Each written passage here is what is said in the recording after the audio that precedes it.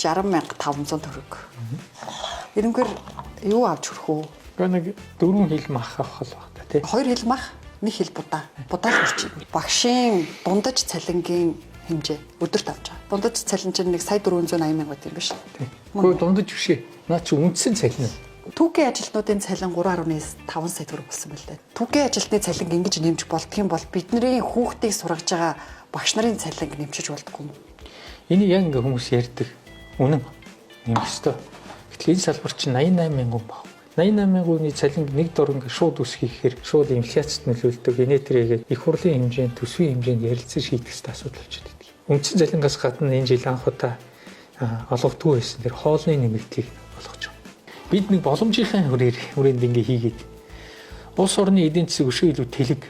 Эдийн засгийн өсөлт шууд хувь хүн дээр хизээ яг шууд хүрдэг гэхээр цалингийн өсөлт шүү дээ. Харин тэ одоо боловсролын чанар муу байна гэдэг. Тэгвэл яг түүнийг түгээж байгаа багш нарын цалиг нэмчүүл дутагдлаач харилцаад ядаж шаардлагач өндөр тавьж болох юм шиг. Энэ бол ерөөсөө л үндсэн шийдэл. Одоо ингээд сайд болоод засгийн газрын гишүүн болохоор төсвийг Монгол улсын төсвийг ингээд бүхэлдэн задлж харж байгаа шүү дээ. Ингээд энийгээ таньчуул энэ цалин нэмчих боломж байна да гэж харж л байгаа. Боломж байна уу?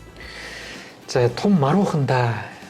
Боловсрол руу н оруулсан $1 яг л $13 болж буцаж орчих.